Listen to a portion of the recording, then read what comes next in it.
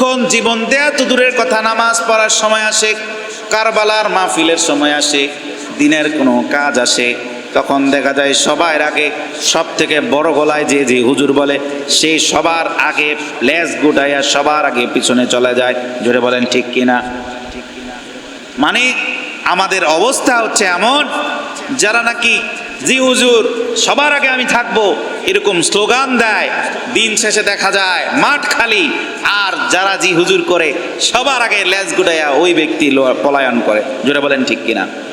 শুনে রাখো মুসলমান, এই দুনিয়ার জমিনে কারবালার প্রান্তরে কুফাবাসীর মতো মুসলমান মুনাফিক এখনো দুনিয়ার জমিনে আছে। জোরে বলেন ঠিক কিনা? এখনো আছে।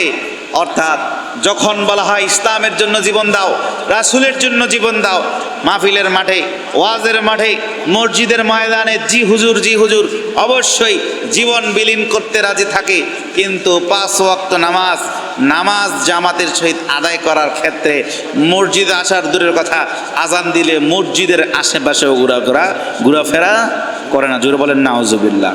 তার মানে এরকম মুসলমান কারবালা কুফার প্রান্তরে যেরকম মুসলমান ছিল, জি হুজুর জীবন দেব, সব করে ফেলবো, যখন কাজ দরকার হয় তখন সব কিছু পালায়া পলায়ন করে, এরকম মুসলমান আজকে আমাদের সমাজের মধ্যে কম না বেশি?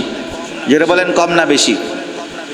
প্রথম যেই শিক্ষাটা কারবালা থেকে আমরা গ্রহণ করতে হবে সেটা হলো শুধুমাত্র গলাবাজি করে জি হুজুর সবার আগে থাকবো, এই করব সেই করব, হ্যান কারেঙ্গে ত্যান কারেঙ্গে যারা করে, আর কাজের সময় যারা নাকি খুঁজে পাওয়া যায় না, মনে রাখতে হবে তারাই হলো সেই আসলি মুনাফিক মুসলমান। জোরে বলেন ঠিক কিনা?